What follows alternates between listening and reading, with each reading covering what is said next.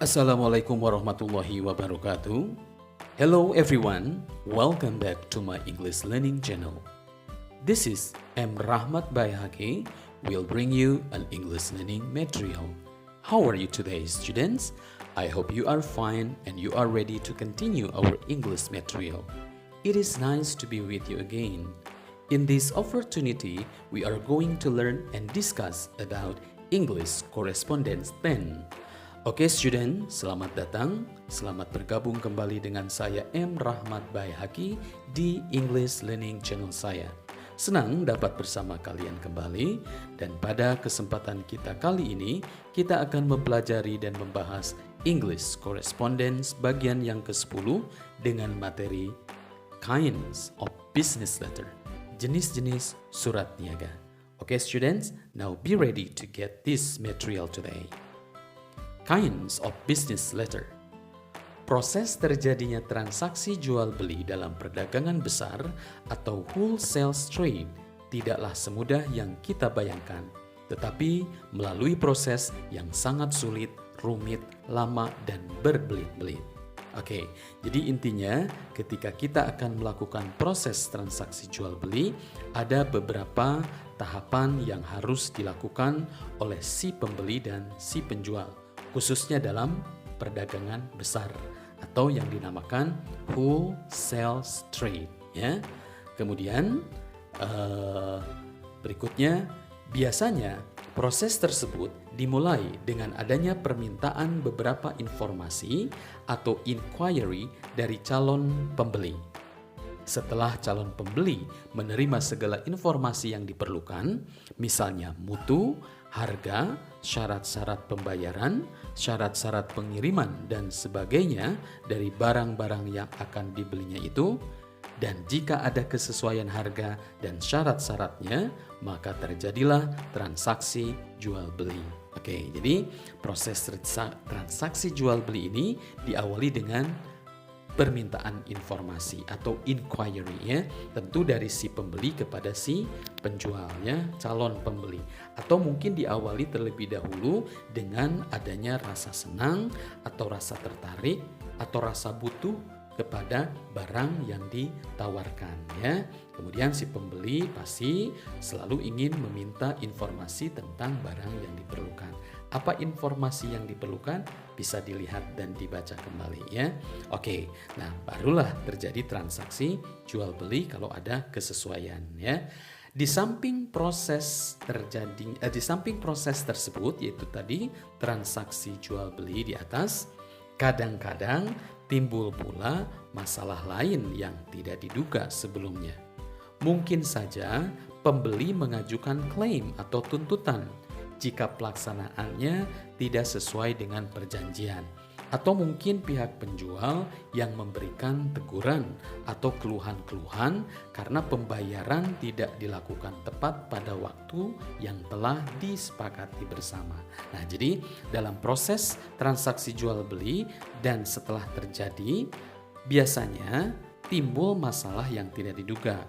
Mungkin masalah itu dari pembeli, mungkin juga dari si penjual. Masalah itu bisa kita sebut dengan complaint ya, atau keluhan, atau di sini claim, tuntutan dari si pembeli. Apa tuntutannya? Mungkin pengiriman barang yang tidak sesuai dengan waktu yang ditentukan, kemudian ada cacat barang yang dibeli ya, ukuran yang tidak sesuai, maka si pembeli mengajukan tuntutan kepada si penjual ya. Begitupun bisa juga si penjual melakukan komplain atau klaim kepada si pembeli dikarenakan pembayaran yang tidak dilakukan tepat pada waktu yang telah disepakati ya. Jadi muncul ada komplain dalam kegiatan transaksi jual beli, dan itu sesuatu hal yang wajar dan biasa ya, tapi harus diselesaikan. Nah, oleh karena hal-hal seperti tersebut di atas, maka dalam perdagangan terdapat bermacam-macam business letter, antara lain sebagai berikut. Yang pertama, inquiry letter, surat permintaan informasi. 2. Offering atau sales letter, surat penawaran. 3. Reply to inquiry, surat balasan inquiry. 4. Ordering letter, surat pesanan. 5. Reference letter, surat referensi. 6. Execution of order, surat pelaksana pengiriman barang pesanan. 7. Invoicing atau faktur ya. Nah, ada beberapa surat lagi di slide berikutnya dan kita lihat dulu. Di sini inquiry letter itu surat permintaan informasi, tentu ini dari pembeli kepada si penjual ya. Kemudian nanti si penjual mengirimkan surat penawaran barang yang mungkin ingin dibeli oleh si pembeli tadi. Kemudian yang ketiga ada reply to inquiry, surat balasan dari si penjual kepada si pembeli ya. Dan untuk materi business letter kita di semester ini kita hanya mempelajari 2 surat bisnis saja, yaitu inquiry letter dan reply to inquiry. Berikutnya yang keempat sudah pasti kita tahu ada surat pesanan barang ya. Ketika tadi di nomor 1, nomor 2, nomor 3 terjadi, nomor 4 juga mungkin dilakukan pemesanan barang. Kemudian yang kelima ada surat referensi, ini surat-surat yang berisikan referensi dari orang-orang yang membeli barang tersebut. Atau kalau dalam belanja online itu ada testimoni dari si pembeli ya tentang barang yang dibelinya. Bagus atau buruknya barang itu bisa dilihat. Dan yang ketujuh ada invoicing atau faktur ketika sudah terjadi transaksi jual beli. Oke, surat yang lainnya adalah yang ke-8 complaint letter. Nah, ya, apa itu complaint letter? Surat keluhan atau pengaduan. 9 adjustment letter, surat penyelesaian perihal keluhan. Ke-10 remittance letter, surat penyelesaian pembayaran. Ke-11 circular letter, surat edaran. 12 collection letter, surat penagihan. 13 telegram or cable, yaitu telegram. Ke-14 business documents, dokumen perdagangan. Ke-15 minutes, risalah atau catatan rapat. Dan yang ke-16 market report, laporan situasi pasar. Nah, ini beberapa surat yang harus kalian ketahui dan dipahami ya. Yang jelas dalam surat menyurat English correspondence ini minimal sampai surat yang ke-10 ya. Ini merupakan tahap-tahap yang dilakukan dalam proses terjadinya transaksi jual beli. Nah, yang ke-8 ada complaint letter, lanjutan dari yang ke-7 ya. Ke-7 itu invoice, faktur. Yang ke-8 ini complaint letter. Apa itu complaint letter? Surat keluhan atau surat pengaduan jika barang yang dikirimkan tidak sesuai dengan pesanan ya. Kemudian yang ke-9 ada adjustment letter, surat penyelesaian perihal keluhan, dan ini tentu dari si penjual kepada si pembeli. Kemudian yang ke-10 remittance letter, surat penyelesaian pembayaran ya. Jadi dikirim dulu barang, ada keluhan atau tidak, kemudian nanti ada penyelesaian, kemudian dibayarkan, selesai transaksinya. Kemudian nanti dilanjutkan dengan yang lainnya. Kalau dari nomor 11 sampai 16 ini untuk surat yang tambahan saja ya. Ada circular letter, itu surat edaran atau surat pemberitahuan, misalkan sama seperti di sekolah ya. Surat penagihan, collection letter, ketika kita tidak membayar tepat waktu, maka akan ada surat tagihan. Telegram atau cable, atau hari ini kita kenal dengan email ya, electronic mail. Dokumen perdagangan ya, seperti akta jual beli, sertifikat, dan surat surat-surat bukti transaksi jual beli ya. Kemudian ada minutes, risalah rapat atau catatan rapat, dan market report, laporan situasi pasar.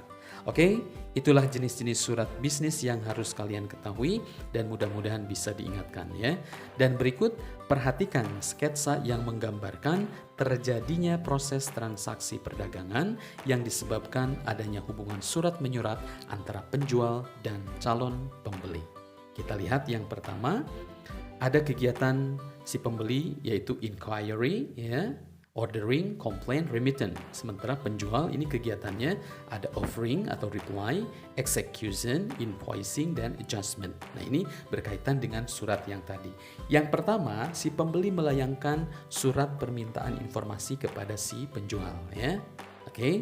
Nah, itu yang pertama. Kemudian si penjual ketika mendapatkan surat permintaan informasi dari si pembeli, langsung ini satu kesempatan bagus untuk penjual untuk menawarkan barangnya atau membalas surat permintaan informasi tersebut, ya.